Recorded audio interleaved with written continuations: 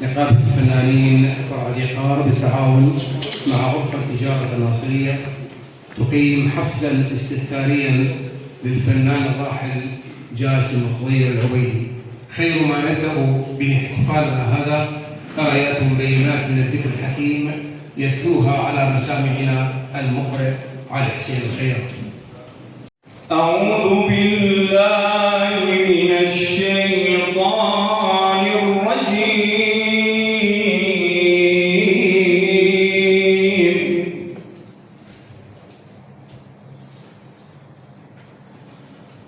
بسم الله الرحمن الرحيم.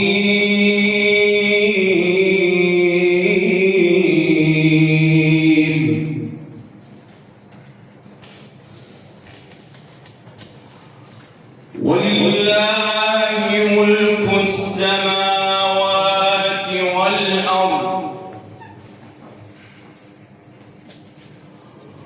والله على كل شيء قدير.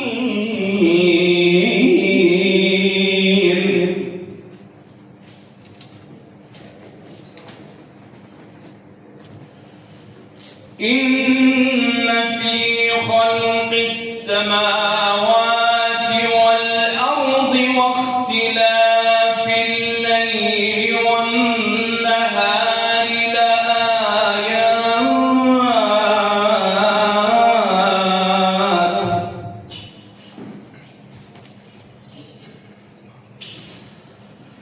واختلاف الليل والنهار لآيات لأولي الألباب.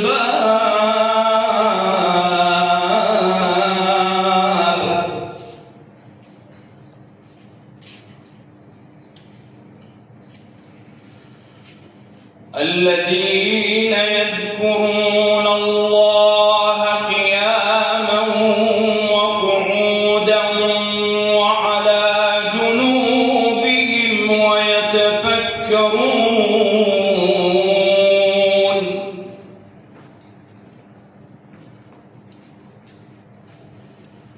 ويتفكرون في خلق السماوات والأرض ربنا ما خلقت هذا باطلا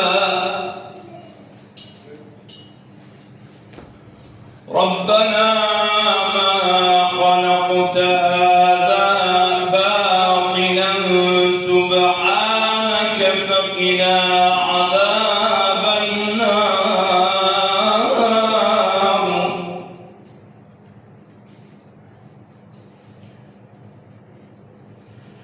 ربنا إنك من تدخل النار فقد أخزيته وما للظالمين من أنصار.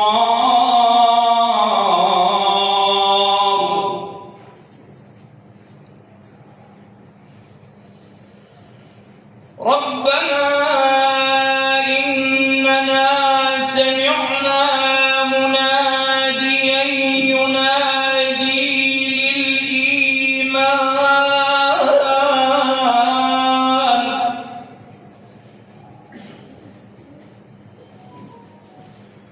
سمعنا مناديا ينادي للإيمان أن آمنوا بربكم فآمنا.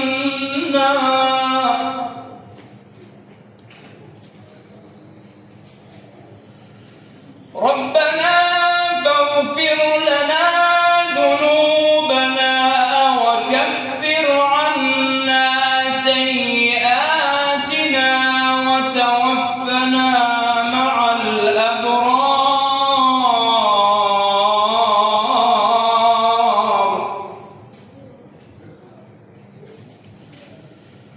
ربنا وآتنا ما وعدتنا على رسلك ولا تخزنا يوم القيامة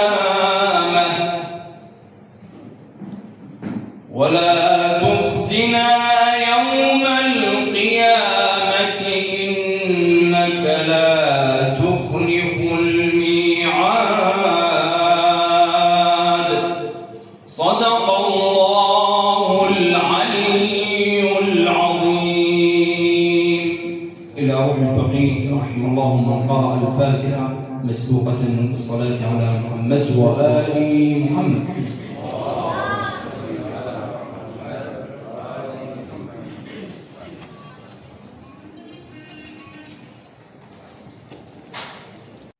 طاب مساءكم بألف خير.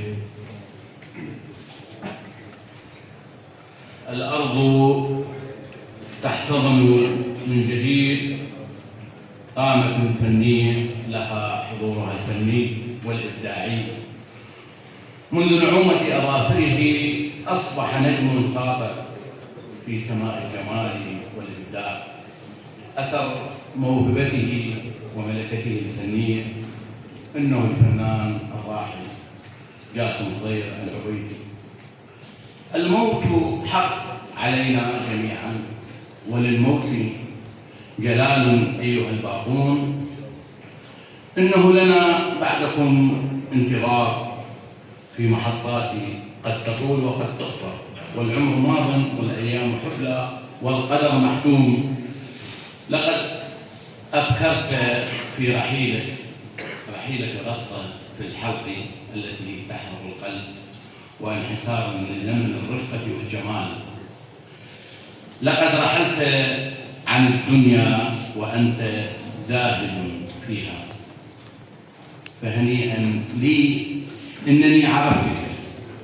لست أدري لماذا كلما أحاول أن أكتب لأقول فيك كلمة الرثاء تتبعثر عني الكلمات. لقد عرفتك بصراحتك وسرعة انفراج أساريرك. كنت أبا مخلد قريبا من القلب، ولذلك ليس من قبيل الصدفة أن صورتك غادرت عيوننا إلى قلوبنا لتستقر هناك. في ارتحالك الصامت ارتحال الوداع، أغفلت الباب عن غفلة عن الجميع دون سلام ولا كلام وداع. بهدوء وقهور، بهدوء وقور طويت صفحة العمر. لم تدرك أحدا تماما كمسار عمرك، وقد طبعته بالمحبة والعطاء والفرح، فكانت وحدة الصمت أبلغ تعبير. لقد غيرك الموت جسدا، لكنك ستبقى في قلوبنا. ما بقينا على قيد الحياة، فاخلد في جنات الخلد، سائل الله أن يلهم أسرتك ومحبيك الصبر والسلوان. يعني بالرغم من أنني أعيش مع الكتابة منذ 40 عاما، ولكن أجد نفسي في مثل هذه اللحظات تهرب مني الكلمات، ولكن ساعدت لنفسي بأنني اليوم في مجال فرح لا حزن، لمثل هذه الشخصيات الفذة التي قدمت عطاءات كبيرة للناصرية بكل جمالها وروعتها. نعم، نحن نفرح لمثل هذه الشخصيات الجميلة في مثل هذه اللحظات ولا نؤبنها. الراحل سأتحدث عنه أولاً كفنان وبعد ذلك كإنسان. ملأ الدنيا في الناصرية منذ مطلع سبعينيات القرن الماضي، صوتاً غنائياً فذاً ومتفردا. وأنتم تعرفون جيد العراقي في السبعينيات كان هو العصر الذهبي بالتأكيد، فأن يخرج مثل هذا الصوت الفذ هذا يعني أنه رقما مهما في تلك الفترة. لذلك أقول أن الراحل ملأ الدنيا في سبعينيات القرن الماضي في الناصرية غناء ولحنا وجمالا ومهرجانات، فكان صوتا رائعا وكبيرا ومهما لحد كبير. ولكن السؤال الجوهري الآن الذي بالتأكيد لا يمكن لنا أن نجيب عنه، ولكن سنفترض هكذا سنفترض، ما الذي يدعو هذا الصوت الفذ أن لا يغادر الناصرية؟ لماذا بقي فيها؟ ما الذي يجعله يبقى في مدينة بعيدة عن العاصمة؟ وأنتم تعرفون جيدا ماذا تعني العاصمة في السبعينيات صعودا، حيث الأضواء والفرص الكبيرة المهمة. فلو قدر الحسين نعمة أن يبقى في الناصرية ولا يخرج إلى بغداد لبقي حسين نعمة في الناصرية. وهذا ينطبق على طالب القرابلي وحسن الشكرشي والكثير من الأسماء. فما الذي يدعو هذا الراحل الجليل أن يبقى في الناصرية ولا يذهب إلى بغداد، ويمكن أن يحصل على فرص كبيرة ومهمة ويصبح اسما مهما؟ أنا بتقديري العائلة. لذلك يعني الإنسان والفنان خطان متوازيان لا يمكن لهما أن يفترقا على الإطلاق. العائلة كانت يعني هو الهاجس الكبير لهذا الإنسان، وأنا اقتربت كثيرا منه خاصة في العشر سنوات الأخيرة بعد أن يعني أظهرت هذه العائلة واحد من المبدعين الرائعين، وأقول الرائعين والكبار أيضا على مستوى التمثيل، وهو ولده مخلد الذي عمل معي كثيرا في مشغل دنيا وقدم أيضا عطاءات مهمة. لذلك هو كان يعني متمسك بهذه العائلة على حساب فنه وعلى حساب الأضواء التي يمكن أن يحصل عليها عندما يذهب إلى بغداد. وكنت أتحدث مع مخلد عن هذا السر الغريب، فكان يقول بأنه كان يحبنا كثيرا، يحب العائلة كثيرا. وهذه قضية جوهرية مهمة للفنان أحبائي. أنتم تعرفون ربما سمعتم قصصا كثيرة عن الكثير من الفنانين الذين تركوا العائلة وحققوا ما حققوا من شهرة، ولكنهم في نهاية العمر عادوا إلى العائلة، عادوا إلى هذا العش الكبير والجميل، والأمثلة كثيرة لا أريد أن أتحدث عن هذه الأسماء حقيقة. لذلك هذا الفنان الجميل المتمسك بالعائلة، متمسك بأولاده بمستقبلهم، والحمد لله كلهم يعني شهادات وأسماء جميلة ويشتغلون بالفن على مستوى المسرح وسواها، فتحقق له ما تحقق. ولكن المفارقة التي أريد أن أثيرها الآن، ربما أنطلق من الراحل إلينا نحن. الإنسان الفنان الذي يشتغل بالفن والأدب على مدى سنوات طويلة من التجارب والسهر والتعب والآلام وربما الأسماء التي ترافقه والكثير من التوصيفات التي يمكن أن نتحدث عنها الآن، عاش لحظات كبيرة ومهمة وساعات وأيام وسنوات مع اللحن ومع الأغنية ومع الأحلام التي يريد أن تتحقق، ومع الطموحات على اعتبار أن الفنان والأديب يسعى دائما أن يحقق أحلامه. ولكن في لحظة فاصلة كان هو في المرحلة الثالثة وأنا في المرحلة الأولى، وتزاملنا بقية سنوات المعهد. في القسم الداخلي هو في قسم الموسيقى وأنا في قسم المسرح. جاسم أستطيع أن أختصر وصفه بجملة واحدة: هو الفنان الكبير في الزمن الرديء.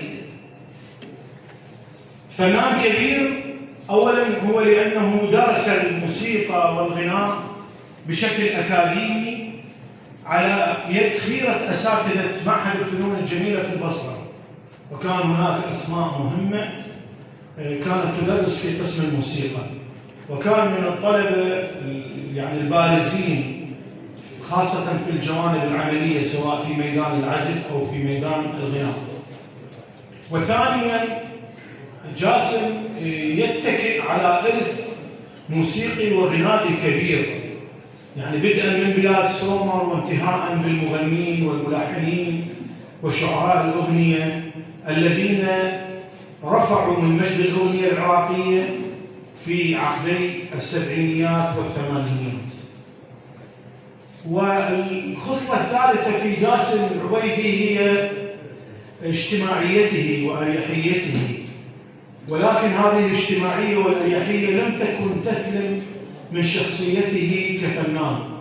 شخصيا كنت ألتقي به بين مدة وأخرى وأجد فيه روح الفنان الصادق والملتزم والذي يحترم نفسه ويحترم فنه.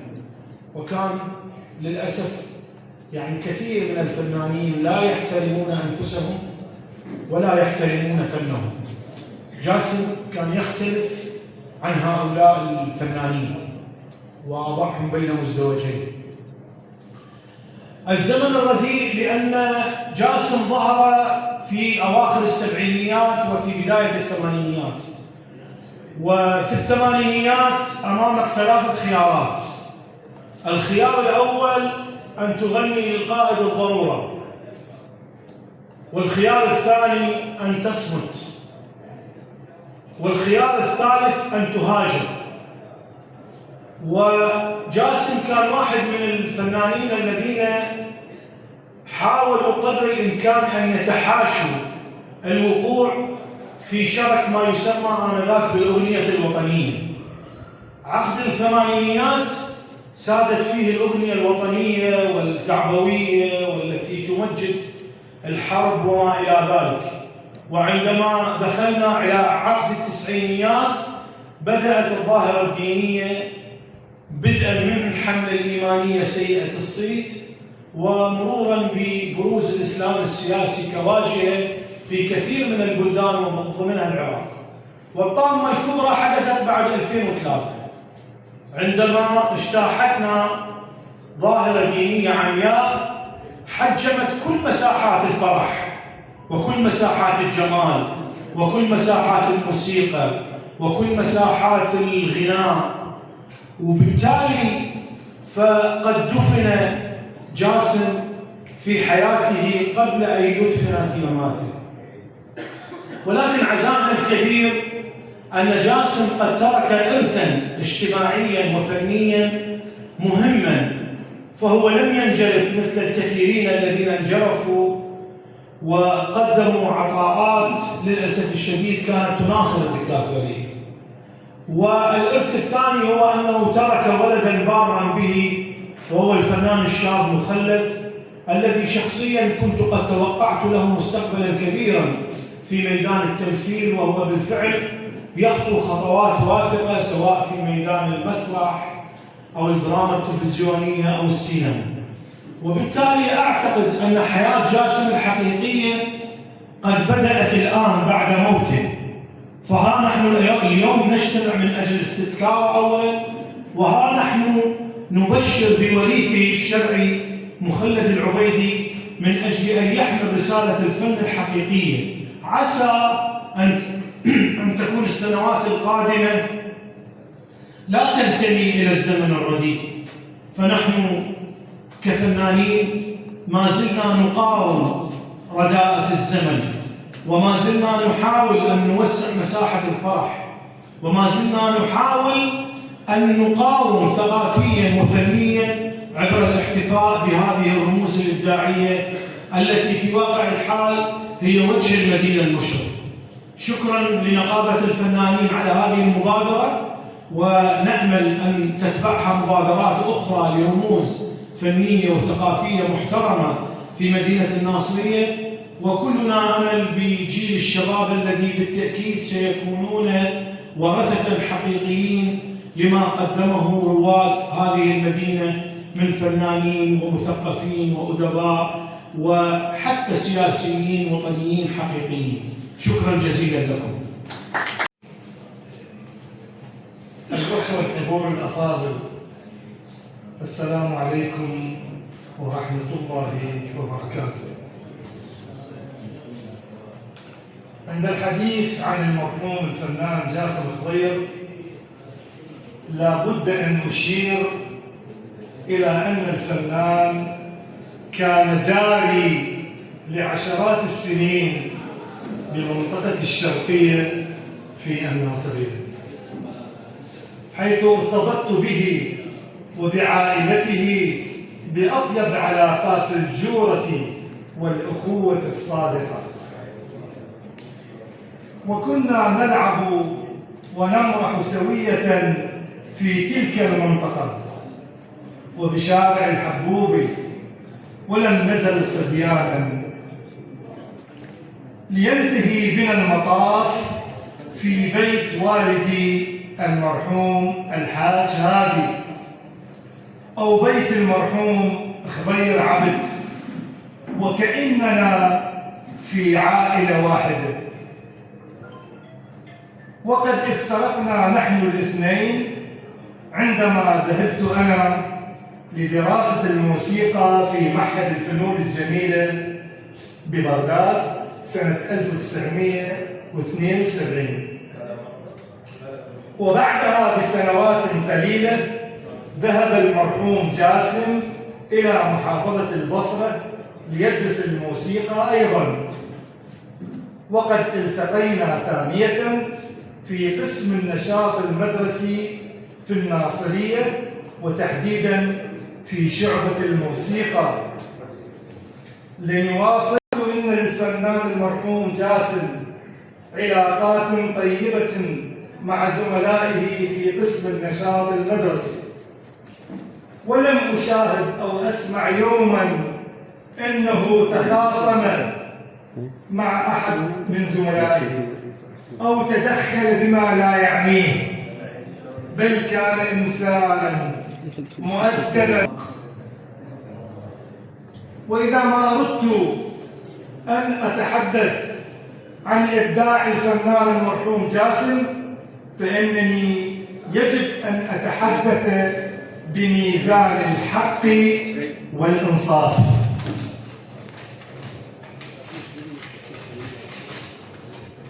فلا يختلف اثنان من زملائنا في قسم الموسيقى إن الفنان المرحوم أبا مخلد كان فنانا موهوبا أبدع في مجال الأوبريت والابتهال الديني والإنشودة المدرسية، كما أنه لا يختلف اثنان من أن كل أعماله الفنية التي قدمها كانت أعمالا مميزة ورصينة وتلفت الانتباه. ولم ألاحظ أنه قدم عملا فنيا واحدا ضعيفا أو ركيكا، بل كانت كل أعماله الموسيقية كبيرة ذات روحية عالية ونكهة جميلة تشد لها الآذان وتستجيب لها الأنفس وتميل لها طربا. الفنان جاسم خضير كان عضوا فاعلا في نقابة الفنانين فرع ديقار منذ سنوات طويلة، وقدم لها عدة أعمال موسيقية ناجحة، بالإضافة إلى ما قدمه لقسم النشاط المدرسي في المحافظة.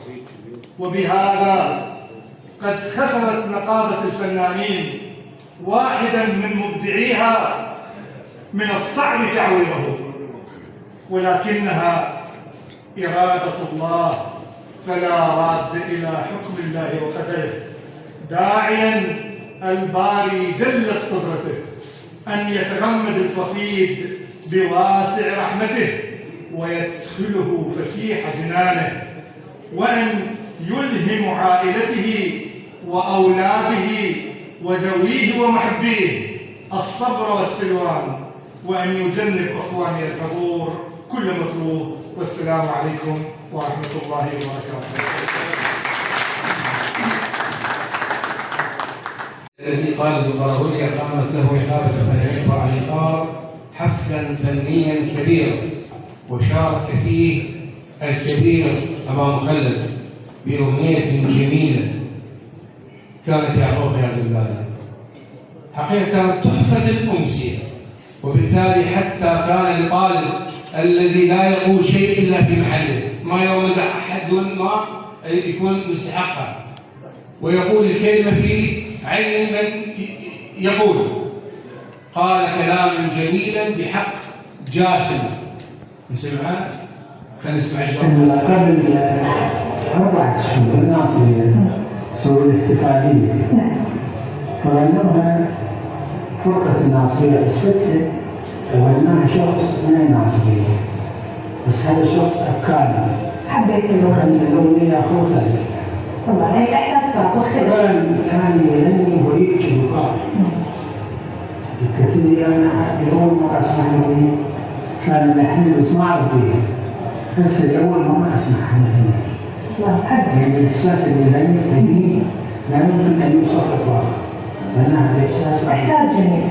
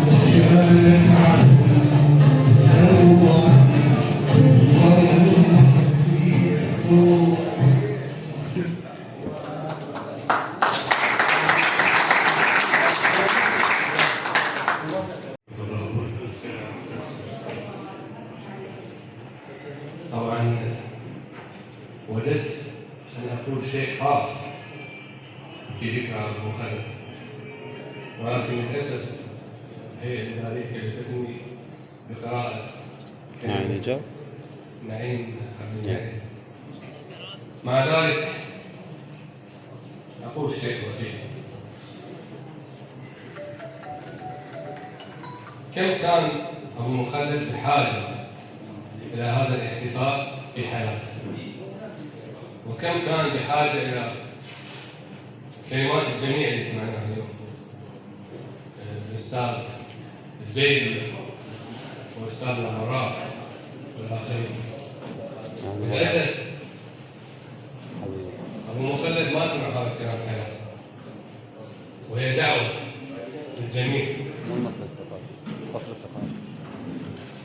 نحتفي بعرضة حياتنا أن نلحق بمن ما زالوا أحياء من أساتذتنا الثمانين ويدعوا للحب ونحب بعضنا ونحتفي بعضنا ونحترم منجز بعضنا في حياتنا.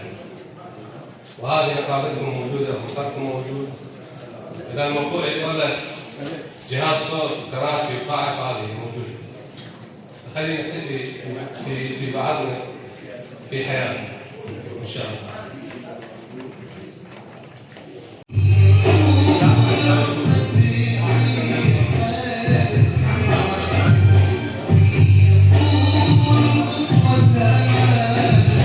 يقول الكاميرا الثانية موجودة لا تصور بيها.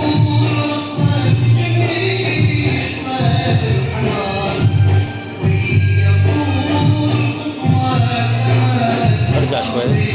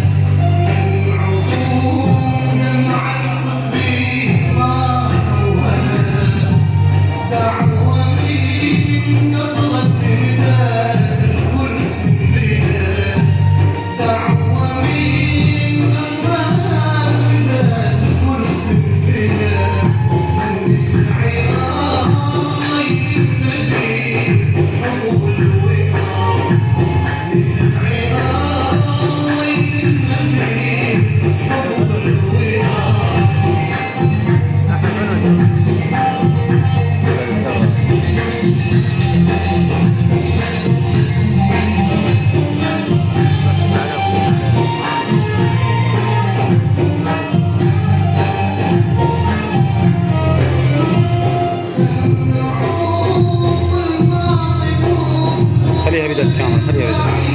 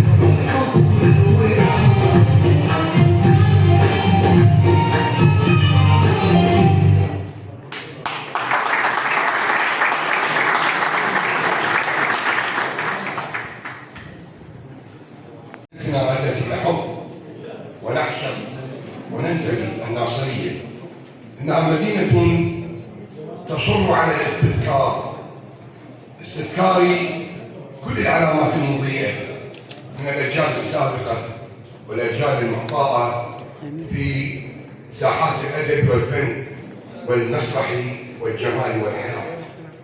أيها الأحبة، أيها الأعزاء، ما قاله الزيدي وما قاله الأستاذ البراك هي نوافذ الانتماء لهذه الديار التي تصنع الجمال وتصر على صناعة الجمال.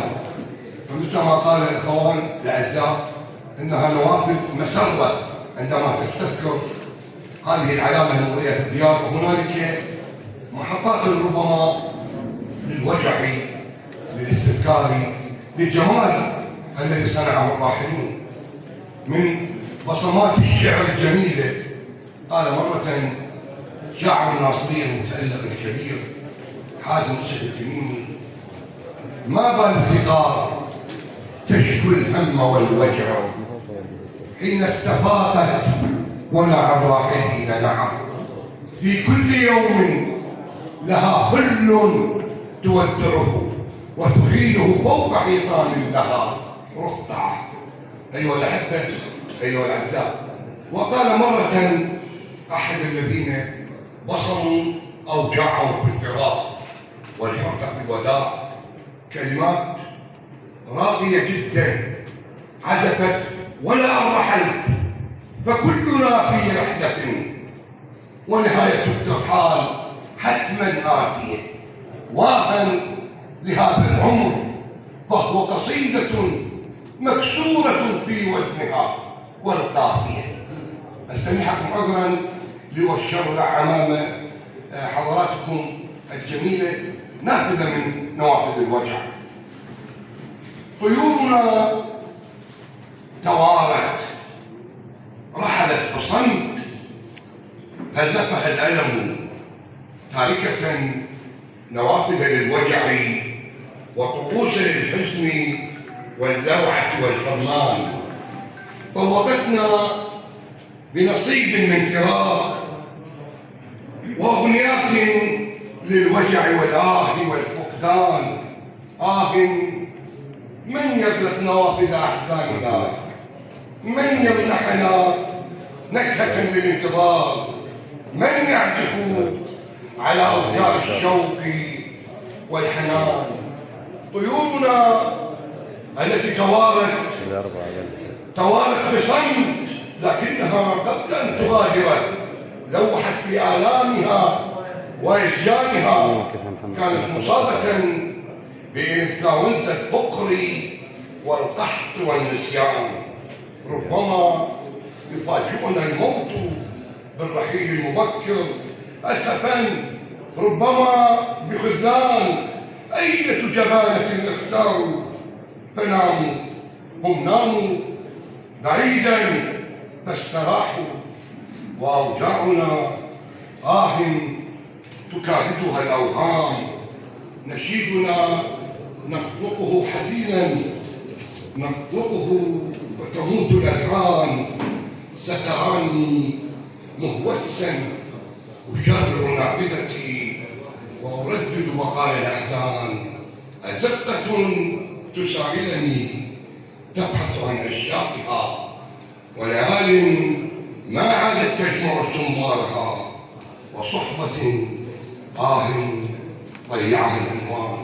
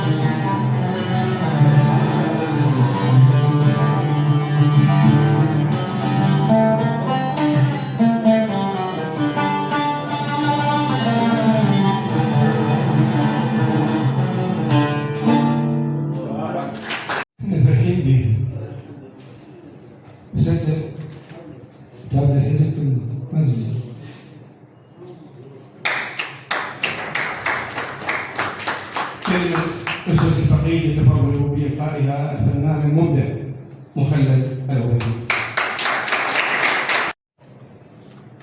بسم الله الرحمن الرحيم. وإنا لله وإنا إليه راجعون، ولا حول ولا قوة إلا بالله العلي العظيم. السلام عليكم. يعني بصراحة أنا كلفت أن ألقي كلمة العائلة، يعني أنا مو أكبر واحد بعائلة، أعمامي موجودين، الأستاذ علي وحسين وعمي محمد وعمي الحسين وولد عمي كلهم موجودين، وأنا أصغرهم وخادمهم. يعني بصراحة ما أعرف أتشكل وشنو أحضر وشنو كنت أقوم. والله كريم والحمد لله والشكر، يعني بجيتونا وفرحتونا. يعني بس ممكن أحكي في شيء بسيط وأتذكر، هو أكثر شيء إحنا هاي الفترة كنا نحكي فيه أنا وأصدقائي، ويخص الأصدقاء ووقفة الأصدقاء وتأثير الأصدقاء بحياة الإنسان.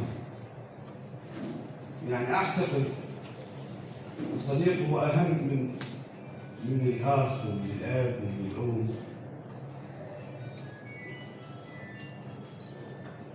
والوالد قبل لا يتوفى هو تمرض، وتقريبا ما يقارب 10 سنوات هو مريض وفقد الذاكرة. وحتى احنا أولاده وأمي اللي هي زوجته ورفيقة حياته ما يفهم ما يعرف.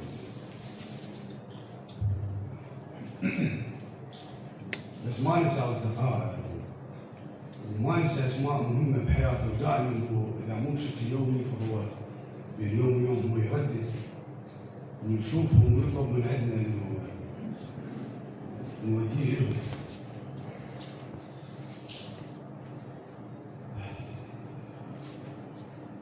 شكرا لأصدقائي اللي ساندوني طول هاي الفترة الصعبة، وبصراحة ما حسوني بيها، يمكن هسه حسيت بيها وتأثرت. يعني ما أريد أذكر اسمي، بس شكرا للكل. ولحد آخر لحظة قبل لا يتوفى يمكن بليلة زاروني الأستاذ علي صديقه الأستاذ حسين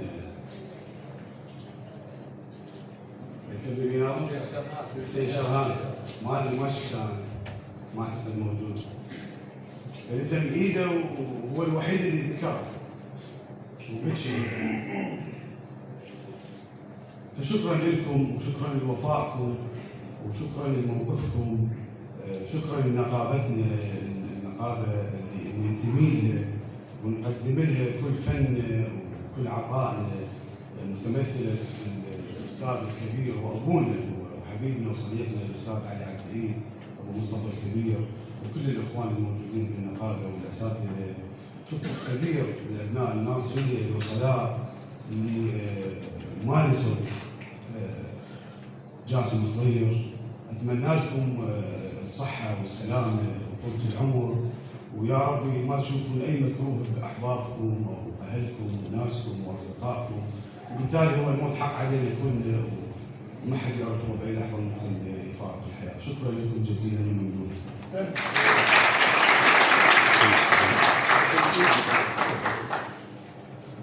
علي عبد العزيز الى المنصه. هنا لوح تذكر واستذكار من نقابه الفنانين الى عائله الفقيد.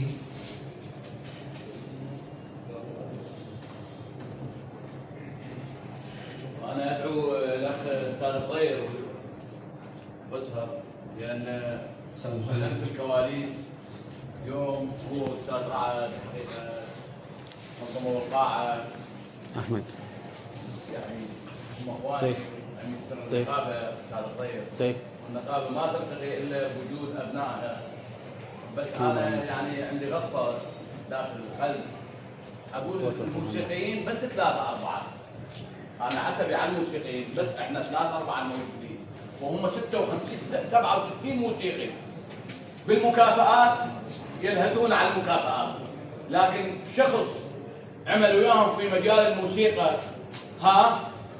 ما اعرف مع الاسف. هسه احنا موجودين، احنا نعرف والناس الخير الموجوده والاصدقاء والمحبين، بس احنا نبكي على نفسنا.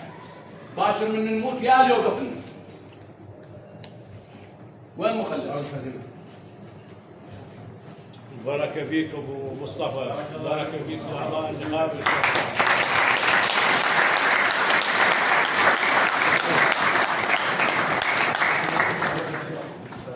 ممثل غرفه التجاره ممثل غرفه التجاره موجود بلا زحمه؟ ما موجود، ايضا رساله عليه. هذا من غرفه التجاره الناصريه ايضا.